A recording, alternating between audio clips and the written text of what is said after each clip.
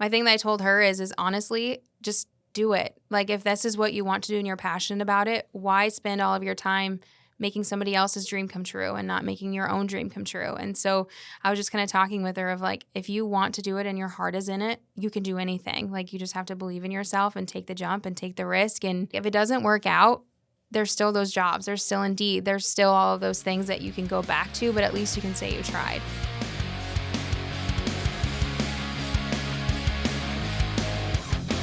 What's going on, everybody? My name is Ryan Snaadt, It Rhymes Thawed, and you're listening to watching the Rhymes Thawed podcast, the business podcast for entrepreneurs in the state of Iowa. Today, we're jumping back in the booth with another amazing guest. We got Madisyn Wasson in the house. Madisyn, welcome in. Hi, thank you. I think we're like breaking you in your first in-person podcast, so Yes. Welcome to the pod. Thank How you. doing? Yes, I'm happy to be here. Drove all the way here from Colfax. Yep. Probably saw a lot of good scenic views. What is it, like an hour drive, something like that? An hour. Oh, 40 minutes. Yeah. Okay. Just a lot of interstate. Yeah, a lot of Construction. That. Yeah, a lot of construction. Yeah. It's really excited to have you on today. So I would say like top, and we'll kind of let you explain who you are and what you do in a second. Yeah. But I would say like you run a, how would I say like systems operations and marketing business here in Iowa. Do you guys serve clients all over the place though, right? We do. Yes. Yep. So we serve Iowa. We serve Iowa and then kind of nationwide.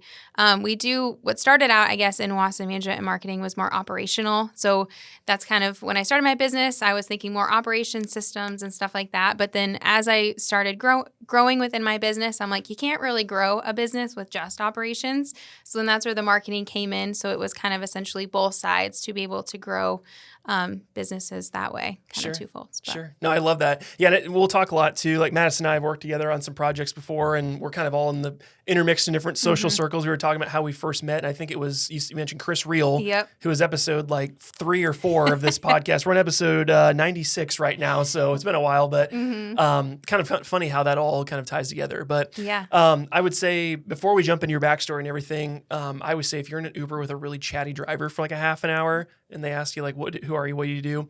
What do you typically tell that person? If I wasn't with a chatty driver, I'm chatty too. So here you go. We're probably taking some U-turns, but I would probably tell them that I am an entrepreneur that started Wasson Management and Marketing. We service a lot of blue-collar men. Honestly, it's kind of funny how that worked out. They're my favorite. And you're married to one, so yes. For people that are like scratching their head. Yeah, for sure. And so we do a lot of operational stuff where we go in behind the scenes, focus on their client journey. So what the client journey really means is when you reach out in your contact form, what happens from the minute they type in, I'm looking for what service, all the way to basically them onboarding and working with you. So what that client journey looks like, and even after they onboard with you, like, how they're feeling and they want to stay working with you and stuff like that, to also how they see you. So with the marketing, so how their awareness, like your business awareness, how are you showing up to people? Is it through SEO? Is it through social media?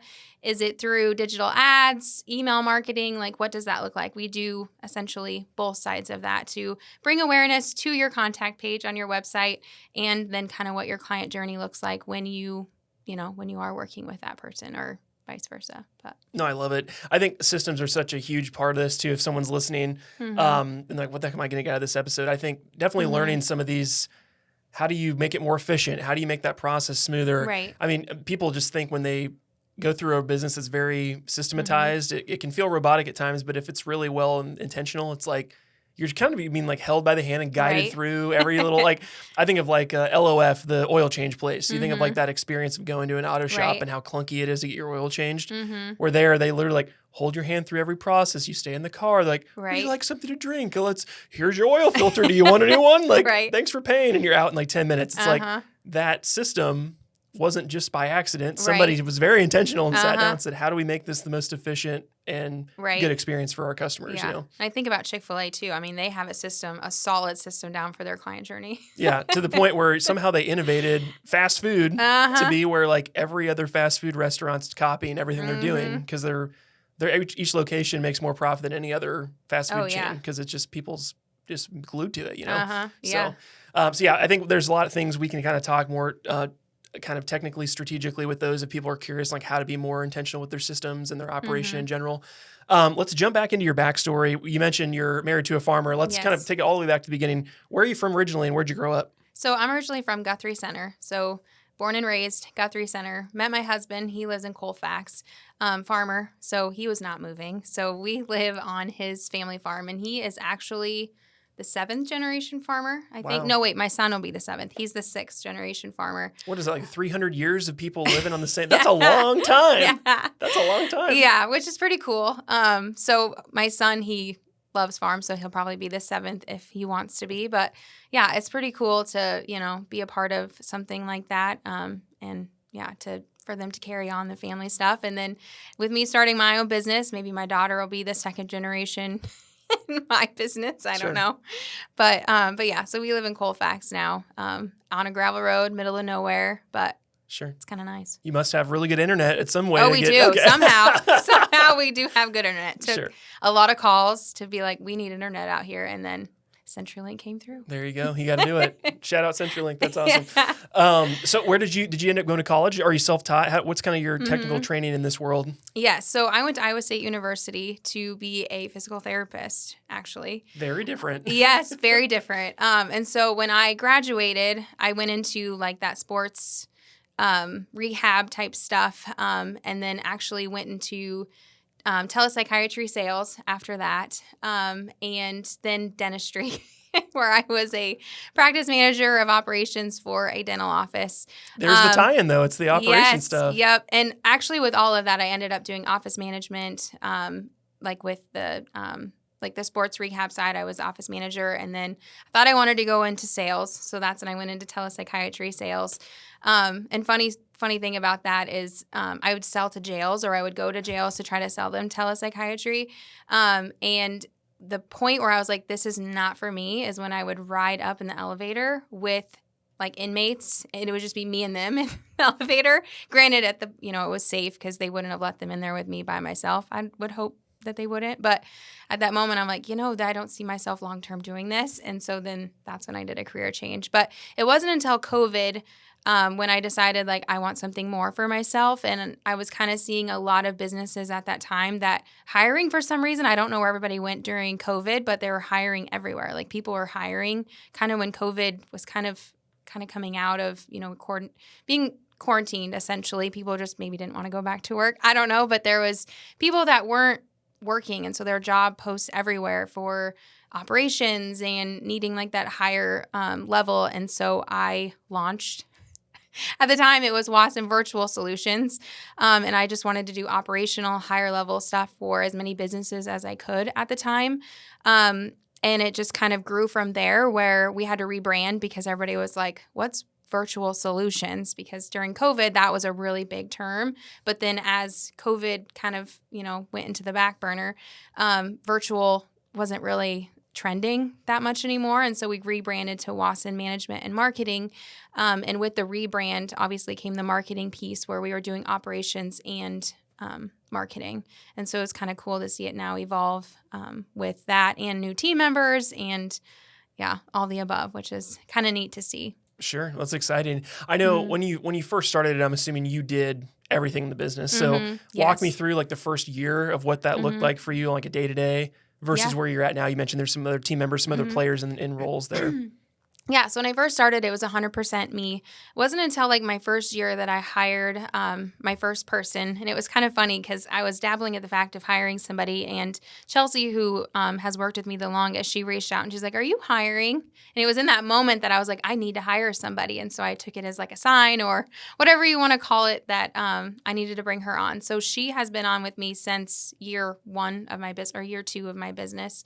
And so it was just her, honestly, up until the point that we added the marketing piece onto it, when I'm like, I need someone that is the best at SEO. I need someone that is the best at digital ads and designing websites, stuff like that. And so that is where we leveraged out, to find new people.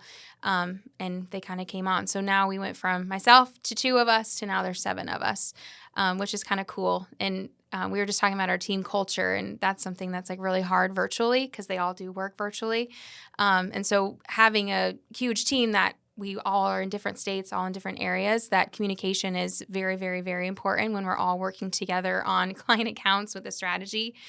So having the bigger team, that was one thing I was like, how are we going to do this? Because just myself, I can be on an account and I know what's going on at all times. And so that's something that we've had to like work really, really hard at, is like making sure we're communicating very effectively across the board. And I'd say we nailed it. We do pretty good at communicating and just following up to letting us know at like the end of the day, hey, I finished with this, now you can jump in and do whatever. And so it's been pretty cool to see how a virtual team like that, but experts in each realm, can work together to make an efficient strategy and like just marketing in general. Sure. No, that's cool. I'm curious too, as an operator yourself, how did you go about kind of building out your systems, your SOPs, your, like you said, project management software? What's kind of the mix in there that you had to take everything in your brain and like, okay, everything has a place. Let's like, how do we train new people that come into this? Like, what was that process like for you? SOPs. Love SOPs.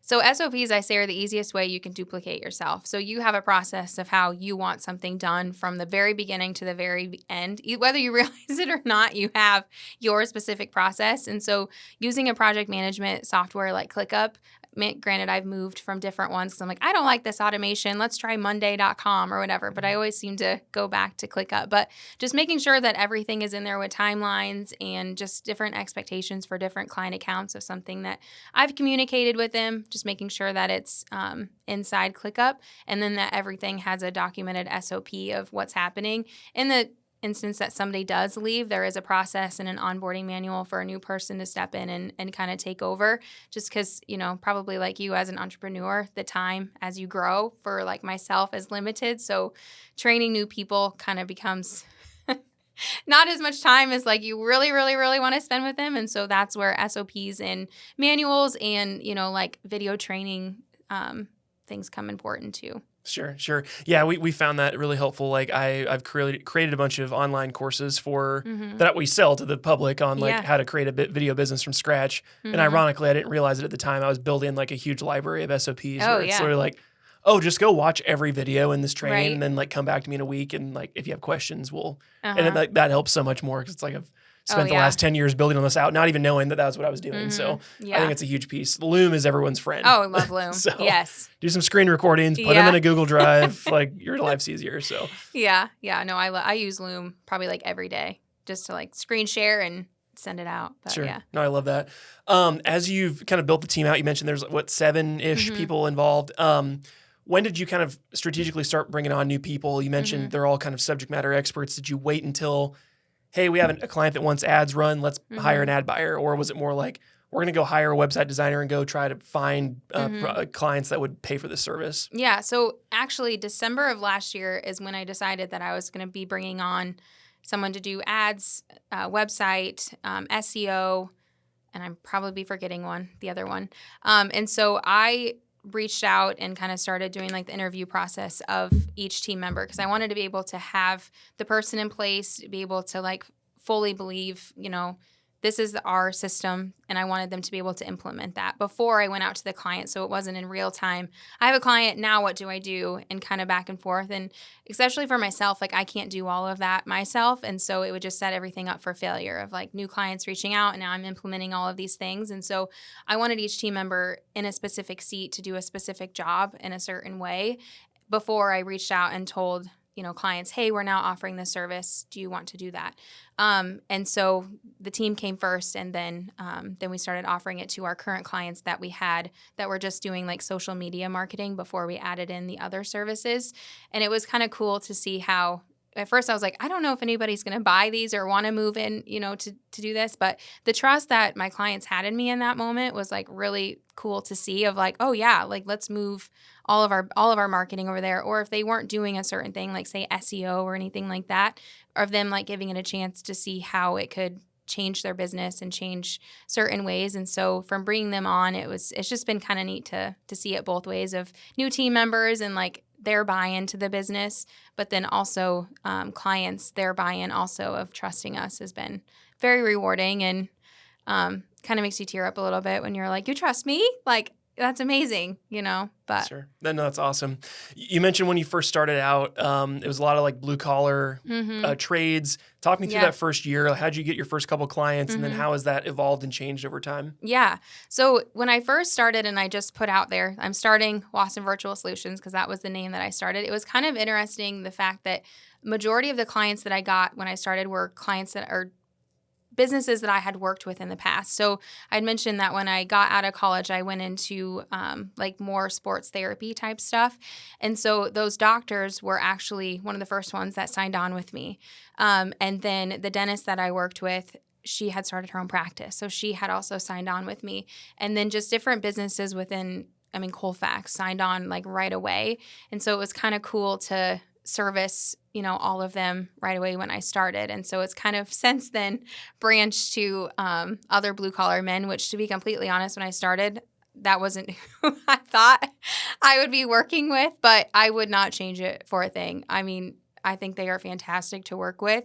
And I enjoy working and learning different traits of, different things to be able to market them. That's probably my favorite thing. I have learned so much about it that I've been able to like tie it over to like my personal life. When my husband's asking me something, I'm like, I actually learned about this today. Right. We had to write a blog about this, or I had to put a post out on social media about it. Yeah. So it's been kind of cool to use it not only like business wise, but also personally to be like, oh my gosh, I know more about like tree stuff now than I ever knew before, or like epoxy coating, or different things like that in normal I wouldn't know anything about it, but now I've researched it and it's just kind of cool. But Sure. Want to know, like, client you're working with, we also work with Executive Laser Wash. Oh, yes. Same thing. It's like when we shot a series of videos for them, I just thought car washes were just put the soap in the back and hit go. And yes, there is that, but there's a lot of science, a lot of like people that are in the niche that know a lot about it. You kind of get deep in the weeds. You're like, oh, gee, it's like any industry. It's like there's a lot more about this than I know. Yeah, like their soaps, like all of that stuff that they think to put, into that is so interesting. We just go in, car wash, which one you want, and pull through. But it's so cool to see behind the scenes, and there's more, more to that business, which is kind of cool. For sure. What was probably your biggest hurdle or barrier you had to overcome like that first year or two when it was just you and you're kind of cutting your teeth when you first started this process? I think the biggest thing was jumping from corporate world into like my own business because my husband's a farmer, and then we have a son. I shouldn't say had a son. We have a son, and so it was a lot of like cutting my consistent income off to now being my own business owner. Like that was probably the biggest challenge of like, oh my gosh, this is scary. Like, can I do this? Like, is it gonna work? And then just believing in myself was probably, I don't want to say the hardest thing, but as an entrepreneur, it is still that roller coaster of like, you doubt yourself and then you're like, oh my gosh, this is great. But I think that's just normal, owning your own business and the ups and downs that come with it, but learning to celebrate the small wins and taking each day by day. And, but yeah, that was probably my biggest hurdle, was leaving a consistent, job that had consistent income, going into your own business and be like, oh man. Because with farming, the income with farming is either great or it's not. And so having an off-farm income is super important. And so that was something that was mentally, I guess, challenging. But sure. As you started out, what was kind of the main service that you started with, and then how has that evolved as time goes on? Because I know when I first met you, it was a lot of social media management. How has that changed or shifted as time's gone on now? Yeah. So when I first started, it was the operational stuff. So setting up systems for businesses and kind of doing online business management, and then with social media. Yep. So when I first launched, the social media wasn't necessarily something that I was intending to do. It was more like the operational stuff, but it was those businesses that I had worked with in the past that they were like, hey, could you do our social media? And so it was in that moment that I'm like, yes, I can. And so I kind of, dived into it and learned a lot about social media in that time and self-taught a lot of stuff with social media. I think I took a couple meta courses and a lot of YouTube and a lot of like just teaching myself the ins and outs of social media. Granted, I knew a lot about it, but there is still a lot of different things about social media that are important to know when, you're doing it for a different business. But yeah, so it was just those two things when I first started, social media and operational. Sure. What do you think was your biggest misconception when you started the company versus like the reality of doing it Did you think it was going to be really easy or like, oh, I can figure this out? Like, what was kind of that struggle for you? That's a great question. I'm a doer by heart. And so if I don't know something, I'm going to figure it out. And so I think the biggest thing, because when I started my business, my office was in the middle of my living room. So like work-life balance was probably the hardest thing of just like, when am I, my son is young, like my office is in the middle. And so just separating both of those. I mean, I still struggle, I guess, with work-life balance because I love to work. My husband sometimes is like, shut it off. I'm like, I can't. I was working on a strategy and I need to finish it. Sure. So I would say that was probably, and it still is, something to continue to work on, is just work-life balance and closing the door and then knowing it'll be there tomorrow. But sure. Yeah, that's a big thing. Most people I talk with, it's like they'll blitz it for the early years and they start to figure it out because they're like, this is not sustainable. I know for me, like my biggest thing that was a game changer was having an offsite space to work, but also having a desktop where I couldn't take the work home. Oh, yeah. Where you like shut the door, like you said, it's off. Like I have email notifications off on my phone so I don't get pinged every time that I get, because it's like, if I get an email at 9, doesn't mean I have to reply at 9. Like I'll check it at 9 a.m. the next day when I come in or whatever. So those have been like the 3 things. It's like turn the email notifications off on your phone, have a desktop, and then have like a workplace that work happens. Because it's like, I mean, we have 2 kids at home too. It's just like, and they stay at home during the day with our nanny. I'm like, I could not imagine working in the same house, like screaming, and there's music on and God knows what else going on. So we ended up actually, I think it was 2 years ago, when the derecho came through. I can't remember exactly when that came through, but we actually lost our whole garage during the derecho. Oh my gosh. And so when we rebuilt it, I'm like, my office is going in there. Smart. And so my office is actually in part of our garage, which is kind of nice when clients come, or Chelsea comes when she comes to like work that day. It's just away from the house, but I have my own space. And I've been looking at moving into town just to a separate office. But it's kind of nice being at home. And when my husband needs help moving fields or something like that, I'm at home, but I have like my own space. But sure. Well, I think that, and it sounds like you've already solved that solution, just the fast internet. I think that's the hardest thing to get out there. But now as time's going on, it's like Starlink's a thing. They've got, we were shooting a project out in Canada, like super, super rural Canada, this last year, and they finally got Starlink there like 2 years ago. Oh, wow. And all these guys are just like, I mean, they play banjo around the fire and play cards like nobody's business. They're like a bunch of sailors because they don't have like no technology. Now they're just on their phone all the time because they're like, we haven't had internet for all this whole time. So, yeah, it's a luxury. I think a lot of people are starting to understand a little bit more. So yeah. I know you talked about kind of this growing the team. Are you talk to me about how you're employing these people? Is it contractor agreements? Are these full-time people? Are they like part-time to full-time? How are you kind of scaling this team? Because I think if people are listening, they're like, holy crap, Madisyn, 5 years and 7 people, like that's just a lot of taking on a lot of people. Talk me through that a little bit. So they are actual contractors. I've been looking at moving some of them to employee just based on like their client load. But as of right now, they are just contractors. So they are a part of the team and paid for a specific service that they do on the team. So all of them are contractors, yes. How has that helped you scale faster and more efficiently rather than taking on the risk of like, hiring all these people, have to buy a building or be a huge lease for all these people? Like, how does that help you scale efficiently? Yeah. And so actually that's also my business model as like a fractional CFO, and also the marketing is that you are able to hire us without the cost of a full-time employee and all the overhead that comes with that. And so myself with my team is, they're here to do a service. And so I don't have the overhead employee costs or anything like that, or like a rented space or anything like that, but it's all virtual. We meet virtually once a week for a meeting, and that is a nice thing. But there are pros and cons to having a virtual team. That's why I've been looking also into getting a space and then moving to more employee model. Is just, I love my team. They are fantastic, but just more of that, the buy-in and stuff like that too would be nice. Just so I'm not by myself. I guess when I say buy-in, like they're bought in, but just not sitting in an office by myself all the time, which Chelsea is local. And so she comes sometimes, which is really nice. But just like that team, in-person team that you would get in like a corporate office, that's something that I do miss. But as like a team, virtually, I think we do pretty good that way. Sure. Yeah, we're in a similar boat where we would leverage contractor talent all the time. We still do for shoots and if we need an ad buyer specifically or an animator or whatever it is.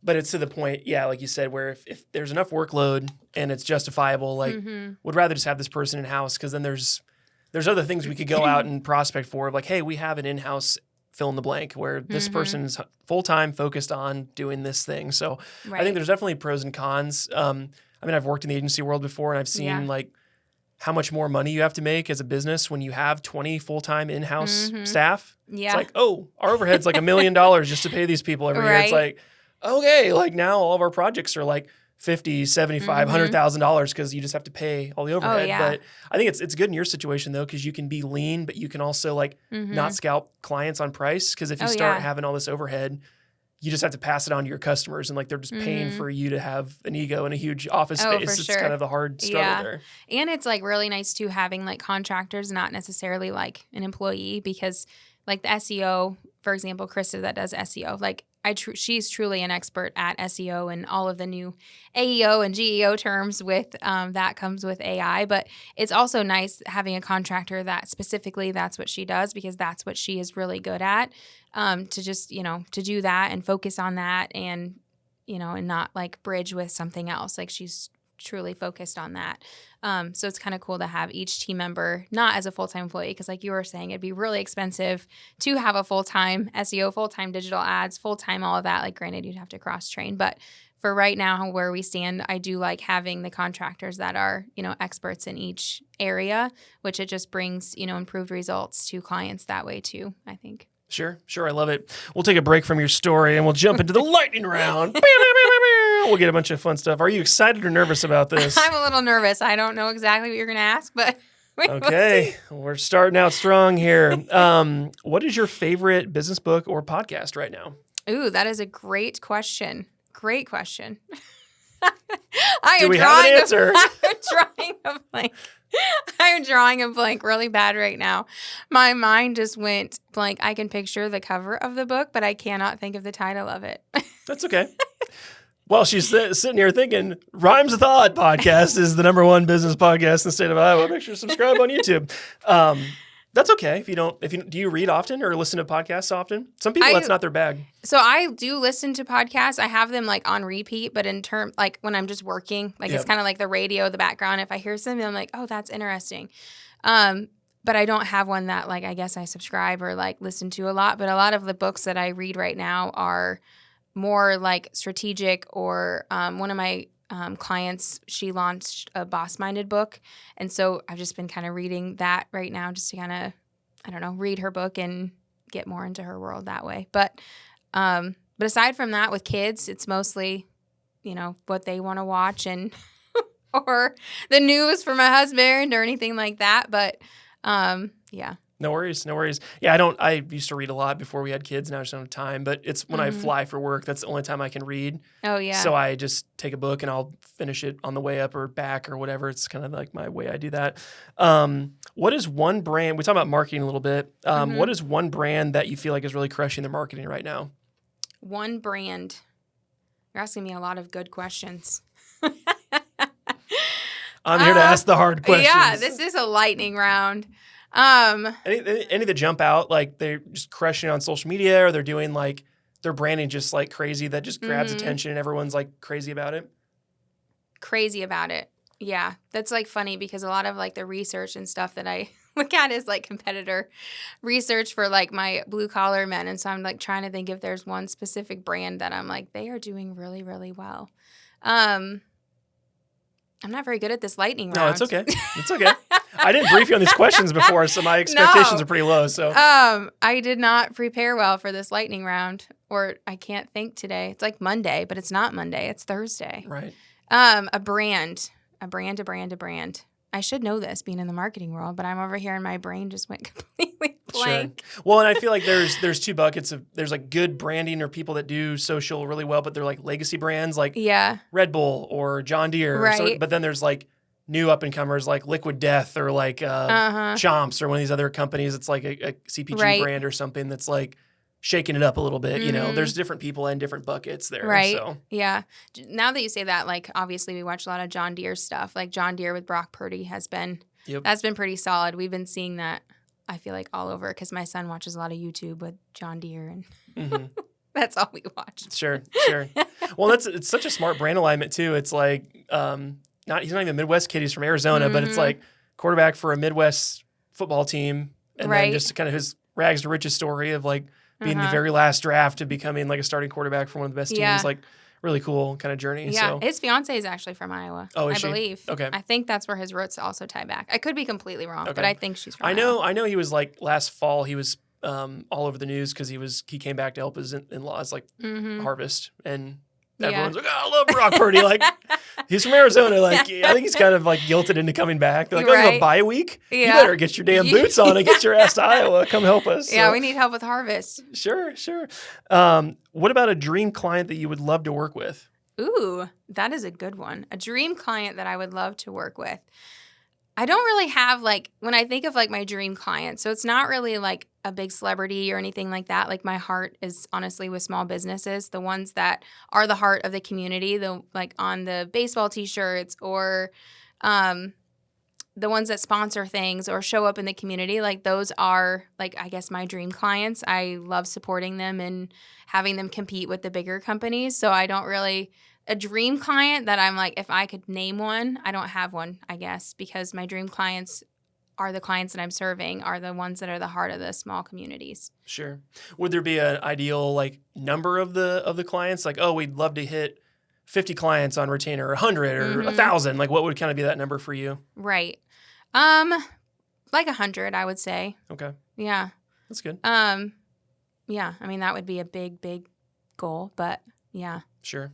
Yeah, ours is definitely like large corporate fitness brands, like a bodybuilding.com or like Optimum Nutrition or, I mean, Nike. Yeah. Everyone says Nike. Everyone's always wanted to do work with Nike. But stuff like that I think would be kind of fun, like brand-wise. Like, that would be kind of a fun thing to do.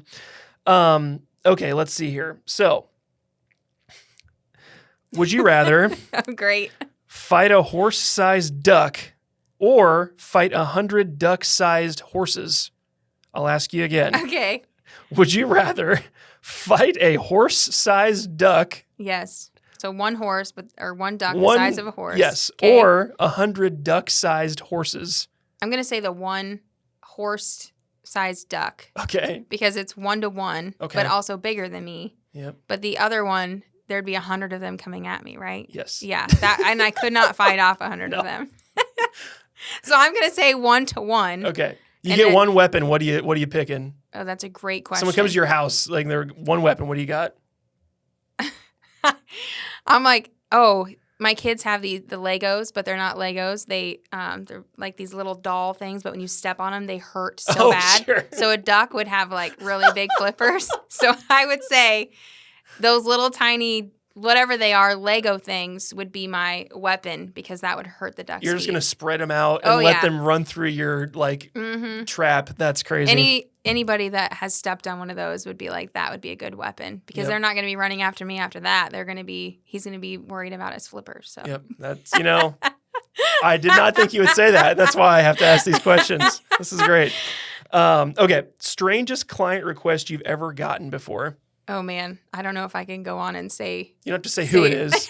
It's going to be obvious. Well, they will. Is it some like a system request or like let's post this on social media? And you're like, no, don't do that. No. So this newer client that we had, I don't even want to say it was strange, but essentially we deal with blue collar men. So a lot of them come off very like, what's the word I want to say? Like tough, strong willed, like no emotion. Sometimes stoic whatever. And so this new client that we had, he had called and he gave off all of those, vibes as well. And nothing wrong with that at all. And he had said, hey, I need you to do me a favor. And I'm like, okay, what's a favor? My cat died and I need a picture of him to go on the wall. Can you make me a memorial for him?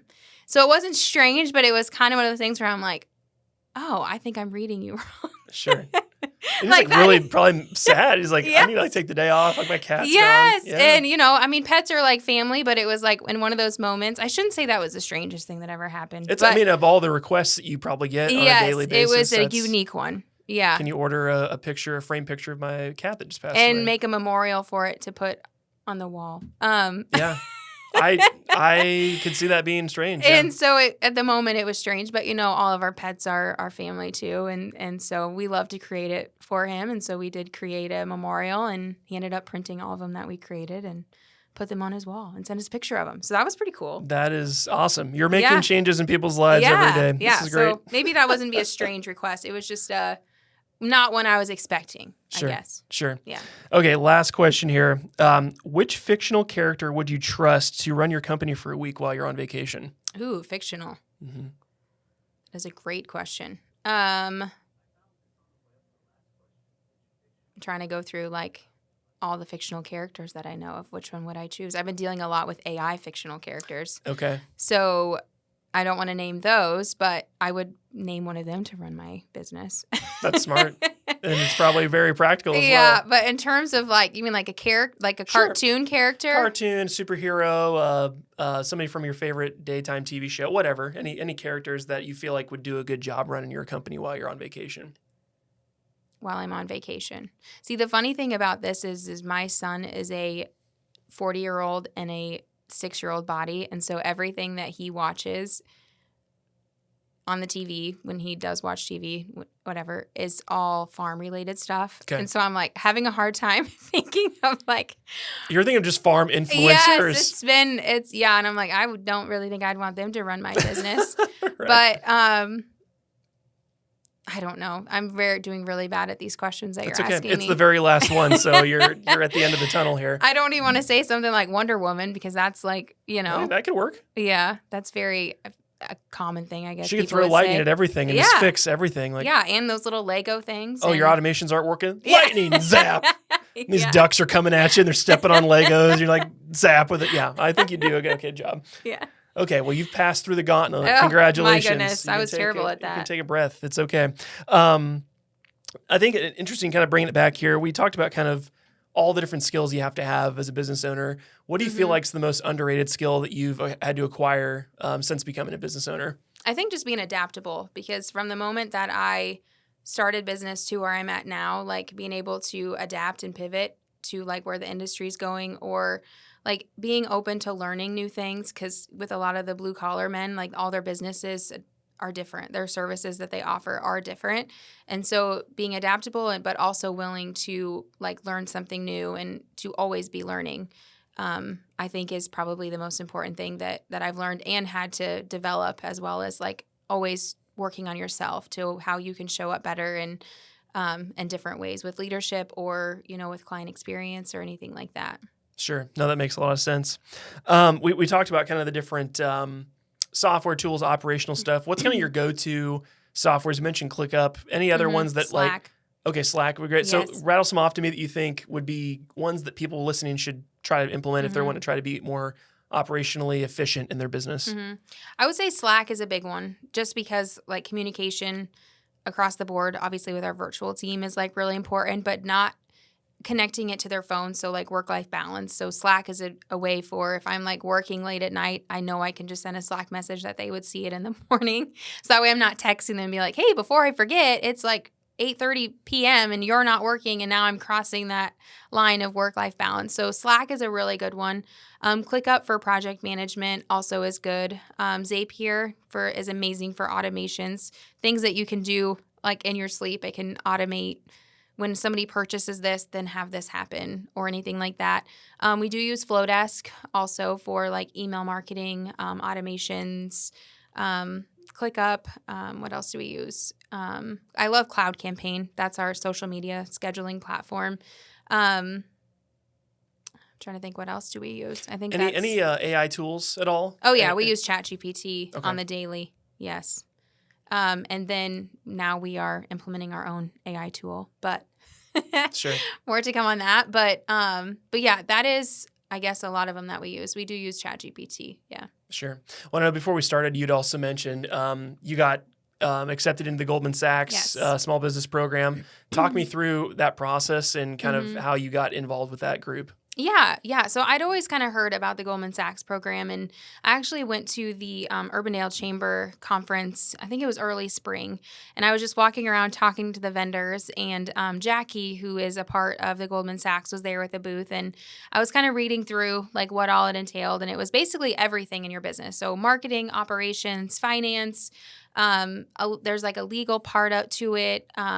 I'm drawing a blank on the other ones, but there were all of the components of a business, and they kind of walk you through like each one. And so I'm like, oh my goodness, I need to look into this because you can always do better as a business owner. And so I had applied, and they do a couple interviews. So you do an interview process with just one person and then like a panel. And then they kind of let you know closer to the enrollment if you get in or if you don't get in. And so I got in, and it's been amazing. Like it's been awesome for the growth of my business. We are on week 6, and I can only wait to see what the rest of the weeks look like. But it's just been amazing because they focus on each week is something different. So like this week, for example, it's about the people and the culture and how important all that is in your business for growth, having the right people in the right seats, but also like how you show up as a leader. And so it's just each week is interesting to take it and to kind of build on it. But then they also really challenge you to think outside of the box for your growth. And so one thing that we will be launching hopefully November 1st with our beta round is an AI marketing hub. And so it's just kind of a way for growth. And they challenge you like they give the example of like Hy-Vee, for example. So Hy-Vee's, they added, say, like almond milk to their floor. That's like a risk, but it's not really a risk. Then they add aisles online. Okay, so aisles online was like a crazy risk where they're like, is this going to work? Is it not going to work? But it's like now the best thing ever. Like with kids, I don't know how I would do it without. And so they challenge you in your business to apply something like that. Like what is a crazy idea? And so that's where my AI hub essentially that I'm going to be launching came from, was the Goldman Sachs pushing me to think outside the box of just traditional marketing of ways that I could grow. And so it's been really great. So you mentioned this is kind of a program. It's, I would say, more an exclusive program. Mm-hmm. Talk me through who gets accepted in. Is it just in Iowa? Like what's kind of that approach there? Yeah. So it's a whole like United States wide program, but Iowa does have its own specific, I think, branch of it, I want to say. And so I think they take about 30 people per year they have one in the spring and one in the fall. So I'm in the fall cohort right now. And so once you get interviewed and you get in, you're in with, 29 other business owners that are in the same situation you are. They're there to be better business people, better leaders, better everything across the board. And so that's also been my favorite part, is getting to hang out with like-minded individuals that are in the same boat I am. They understand how difficult being a business owner can be, but then also you can ask them questions and they can give you feedback that maybe you're not thinking of. And so just that community itself is pretty cool to be involved in. And now I have 29 friends that, like, I don't know, it's going to be kind of cool to see what happens when the program is over, because I've already become close to some of them. And so that's been kind of fun to have new business owner friends that, you can call. And we've been through this program together. We're 6 weeks together. So the bond is also a little bit different than if you ran into a different business owner and you went to coffee. Like you're continually with them for the 12 weeks. So that's cool. Yeah. And to have that camaraderie is nice as well. Yeah.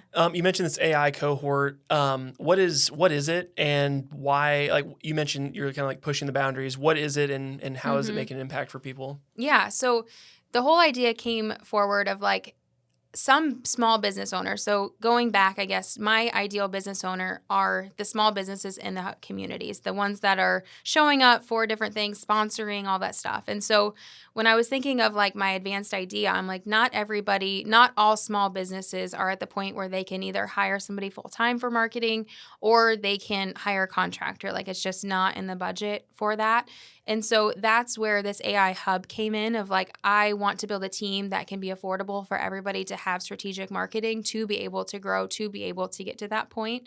And maybe it's just them keeping the AI hub. I don't know if it advances, And so what we did with that is we took the strategy that we use at Wasson Management Marketing and actually plugged it into AI people. And so one day I literally sat down and I'll give you, I guess, a little preview. Ben, who is the brand voice builder, I actually had to name him, give him a characteristic, give him job expectations, give him a whole job description, like essentially everything as if I was hiring somebody to do this position in my job. I had to develop a character. And so it's just an AI character on the team. And so there's that across the board. So there's brand, there's a marketing coach, there's a launch specialist, there's a competitor strategist, and then a whole content team of like to be able to create graphics, to tell you like how to repurpose stuff. And then there's an analytic team to be able to pull analytics in real time, to be able to analyze it, to give it back to the marketing coach as if it was a whole team. It's just spread out across an AI platform. And so we're close to launching it. There's been a couple different hiccups of trying to figure out with AI and all of that, but it's going to be really cool. And I think it'll be really beneficial for those that do marketing themselves, but want it all in one, to be able to see SEO real time. That's my favorite part, I guess, is the SEO audit that it does on your website and tells you how to fix it or what to do to leverage SEO. But yeah, just something for smaller businesses or even different businesses in general if they want to advance but have the strategy without hiring somebody. So that was kind of the whole goal behind it, was to implement this so everybody can have marketing, because I think it's very, very important for businesses to grow. And so, yeah, it's kind of built in that manner, I guess. That's cool. I'm assuming you weren't like an AI expert when you started down this path. Maybe you were. I don't know. Maybe you're a cyborg or something I don't know about. What was that journey like for? Because you have to probably learn a lot about platforms, specific things, building agents, like the modeling, all that stuff. Yeah. So I have a developer that has really helped me with a lot of it, with the AI side of it, of implementing it into the platform. But just the other day, I had to look up crawlers and find crawlers to attach to the AI agents. And so essentially, I guess what crawlers are is, so like if you go to Google and you type in media near me or something like that, like there's SEO. So there's SEO where it finds the keywords, but then there's crawlers that crawl for that information to find the keywords. And so they're like crawling through all the websites, looking at like headers, text, image descriptions of like, okay, you typed in plumber Des Moines, like which website would we want to show these people? Yeah. And so what I didn't realize was the developer that I had, she was like, I need you to learn this because I'm doing this, but we need to get this like launched. And so you're like, I'm a physical therapist. I'm a dental assistant. Quit telling me to do these things. And so I spent a whole day learning crawlers for these AI agents. But it's so cool to see it come together. And yeah, that's where I said, like before, you got to be adaptable. You have to be willing to learn, and you have to do all of these things. And so that was kind of fun to see. And now that it's like implemented into the hub, to see what it does as the output, I'm like, oh man, okay, I'm proud of myself for that, because whoa. Sure. I really feel like it's changing so much, because what's kind of your opinion on some of these things as they're developing? Because essentially you're creating a system that could potentially replace you or compete for your clients. Well, why would we hire the real people to do it if this AI production thing's like $50 a month or whatever the cost is? Like, why would I do those things? Is there any fear there for you?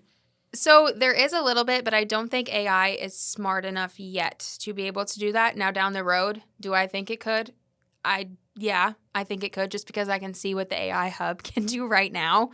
But in terms of like SEO, for example, so SEO is like constantly changing. Like now you have AI that we're talking about that does more with like GEO and different types of stuff like that. And so on the back end of your website, being able to like need to implement some of that stuff to go with AI, or your SEO, if like say your page isn't loading fast enough, or your headers or anything like that like needs updated.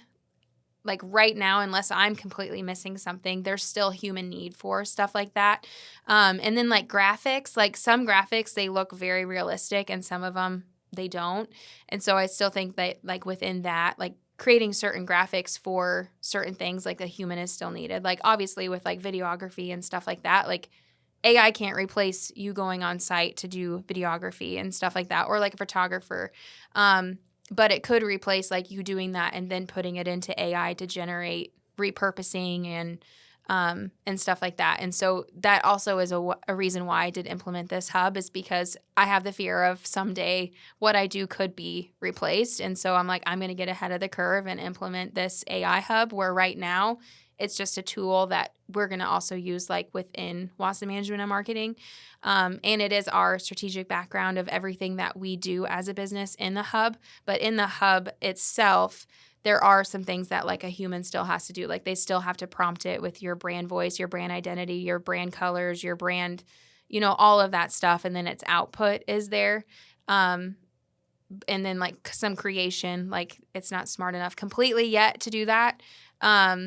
But it's getting there. Mm-hmm. I will say it's getting there. It's really hard now online also to see certain things being realistic or not realistic. But in terms of like the clients that we deal with on a day-to-day basis, I don't think it's there yet.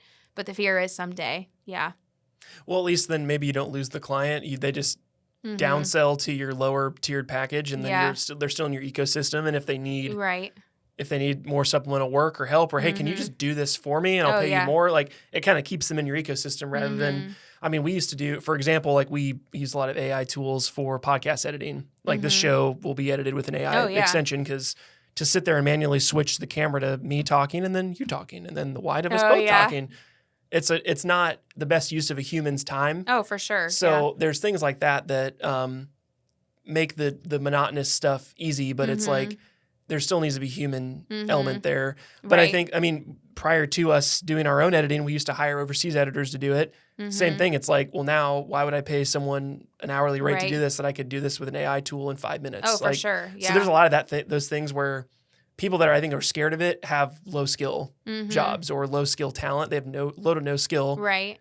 So they just need to get more skilled at other things, because even now you mentioned like being on site for video, there are tools now you can upload full renderings of your face and be like, hey, put me in like a tuxedo running from a shark on the beach. And it looks pretty convincing at this point. And we're in 2025 during this video right now. So it's like, give it a year. I'm sure it'll be a lot more convincing. But I think, and we talked about this with Ryan Dozer's episode, because he's an AI influencer and does a lot of this stuff. Talks a lot about all the platforms and things, that there's going to become a point where doing things authentically and like a cell phone video or just being like recording something like we're doing now is like going to have so much more weight because it's real. Oh, yeah. Where it can't be misconstrued or edited or changed. It's like, this is just real life. So I think there's a lot of value in that too, from just video or photo as well. Right. Yeah. And that's like a lot of thing too with like the blue collar men, I guess you could say, or blue collar clients, is like they want a person doing it, like they don't really want to mess with AI with like their marketing and stuff. And so that just gives us a chance to utilize those tools to make it even better. Because AI is very, very, very smart, and the stuff it comes up with, I'm like, whoa, like why didn't I think of that? Like that's amazing. And so it's just going to get better. For sure. It's just going to get way better. But as you're looking at kind of your business overall, what do you feel like are some of the themes that you've been seeing from the beginning to where you're at now, in terms of things that you had to really like lean into to see growth, or when things got hard? Were there any of those like recurring themes or thoughts that have come up that like, oh man, this kind of describes my business ownership journey? I kind of mentioned this before, like adapting, because when I first started, I was operations, and then it went to social media, and then now it's like, the marketing. But in terms of like something that I could think of that I'm like, oh man, adapting is probably my biggest. I don't even know if that answers your question. No, I guess for sure. If anyone's listening that is in like you said, a 9-to-5 job, like take yourself back to 2019, early 2020. Yeah. And you're like, oh, I'm just going to like do this. Any advice for somebody that's at that stage in their career where they're like, I'm playing with this idea of like taking this side hustle or this job or this business full time? Right. Any advice to somebody that's at that point? That's funny that you asked me that, because actually on my way here, somebody called me and asked me this very thing, because she was like, I just want to do this and I want to help people, and I've been putting together a business model, but I'm afraid to jump. And my thing that I told her is honestly, just do it. Like if this is what you want to do and you're passionate about it, why spend all of your time making somebody else's dream come true and not making your own dream come true? And so I was just kind of talking with her of like, if you want to do it and your heart is in it, you can do anything. Like you just have to believe in yourself and take the jump and take the risk. And And, something that I always thought of is like, if it doesn't work out, there's still those jobs. There's still Indeed. There's still all of those things that you can go back to, but at least you can say you tried. Because she said she's older and she's getting ready to retire. And now she's like wanting to start this job that she's been wanting to do forever. And she wished she would have done it before. And now she's older. And so she feels that she kind of has that against her. And I was like, do it. Doesn't matter your age. Doesn't matter where you're at. If you have always had the passion of starting your own business, do it now. And so she was like excited to go take her business plan that she had made and present it to her town that she said they're giving out grants for new businesses to get started. And so that's pretty cool. You like run that business plan through ChatGPT? Yeah, I wanted to tell her that, but I didn't know, I'm like, yeah, she's like, I'll call you back when whatever, but I didn't know she'd use ChatGPT and I didn't. I was pulling in here and I'm like, I don't want to go down the whole ChatGPT rabbit hole right now. Sure. But yeah, I mean, that should be something that she should do. But yeah. That's awesome. I thought you were going to say, I got the perfect answer for you. A duck-sized horse. And she's like, what in the hell are you talking about? Yeah, with Legos. There you go, with Legos. Yeah. That is hilarious. I'm always going to remember that. It'll be stuck in your head forever. I think that's so profound, though, because most people that I talk to, we filmed in nursing homes, retirement communities, older people. I have a 97-year-old grandmother I'll talk to often.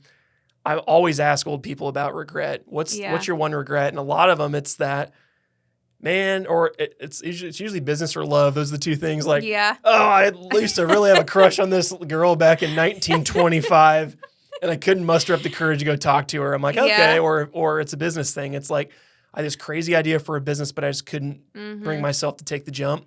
Yeah. And here they are 50, 60, 70 years later, still worried and beat up about that, where you go talk to somebody that had this crazy life, like, oh man, but they just have no regrets and they have no, like, nothing that they feel is holding them back. Right. They can die happy. And it's like, man, that's so profound. Like, just take the leap. If you want to do it, obviously you can be smart about it. And but if it's your dream to do whatever is, you owe it to yourself to try as hard as you possibly can. Yeah. And if it doesn't work, at least you tried as hard as you could. At least you tried. And there's always a lot of people hiring. You can always go back, but you probably won't, because you'll be so happy and your cup will be full and you'll be doing what you've always wanted to do. And I'm a firm believer that you can put your mind to anything and you can figure it out. I mean, I was working through crawlers yesterday. So.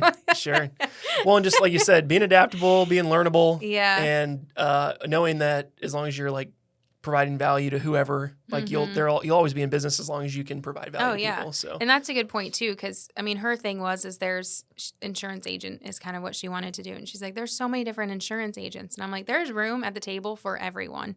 It's just how you show up and your values and like how you service people. That's what they stay for, is the experience and you as a person.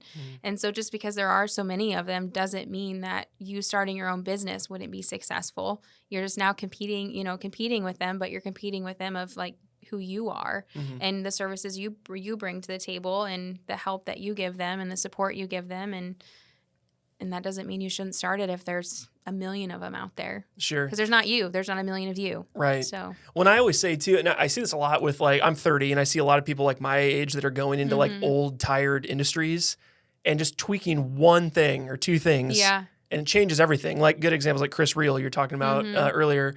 Chiropractic has been the same for the last 50 to 100 years. And now it's like we're seeing this new age of like providers that are doing auxiliary medicine that's like cupping. They're helping with like lifting technique or hip mobility or like solving the people's problems because everyone's like, crack, give me $100. Like next, crack, give me $100. Lunch break, time for like same thing. Time to go home. Yep, literally. So, and this is, I think I see that with a lot of people where, I mean, I talk a lot about video production with my clients of like where we're at in the continuum. And it's like, again, seeing the need where, okay, there's agencies that are charging a crazy amount of money for a 30-second video with 100 people involved in it. Right. And it's not moving the needle. Right. And then there's also like you're hiring somebody that's out of college that has like a camera they bought from Goodwill that doesn't know how to do anything. There's this huge valley of difference between those two people. Like how do we find someone in the middle where it's like more affordable but not super cheap but also not super expensive that can solve more mid-market problems. So I think it's a lot of that where if you're coming into an industry, how can you shake it up? The insurance person, maybe she does something different or she specializes in one area or the experience is different. I even talked about LOF a second ago. It's like that's how their business is blown up because it's Right. Oil change, the whole process of getting an oil change sucks. How Yeah. can we make this a little bit more enjoyable, like a Right. little faster? I want to get the hell out of here. Like, Right. okay, let's go fast. Like, how can we do it efficient? Yeah. Make it fun and convenient. And yeah. No, I love that. This has been really great, Madisyn. Where can people find more about you and or the Marketing Hub once it goes live? Where can people find you? Yeah. So the Marketing Hub, I'm still working out where to put that. But my website, Wasson Management and Marketing.com, or Facebook or Instagram or LinkedIn. But yeah, the hub, I guess his name is Growth IQ. Okay. Still trying to figure out what umbrella it's going to go under before we launch, but that is the name. Sure. Well, by the time this comes out, if there is an URL, we'll put it in the description box. People can check it out. Is it going to be like a monthly subscription situation? Is it a free tool? What's kind of your monetization plan there? Yeah. So I have a beta round that is hopefully going to start November 1st. And so that is 30 days for free. And then once it launches, you get the whole hub for $97 a month. Okay. And so the hub is everything: marketing coach, brand to voice, SEO, analytics, content creator, all the things. But I love it. No, it's super, super cool. Thank you so much for coming on. Yes. Appreciate the time. And I think those duck-sized horses will be stuck in our head forever. So probably. Awesome. Thank you. You bet. Well, if you guys made it this far in the show, you guys know what to do. Subscribe if you're on YouTube or Spotify, and give us a big like if you're following on other platforms as well. You can also check us out on social media. We post clips from all the last 96 episodes that we've done every single day on social media, on Instagram, TikTok, Facebook, and YouTube. Until next week, my name is Ryan Snaadt. It rhymes with odd, and I'm out. Peace.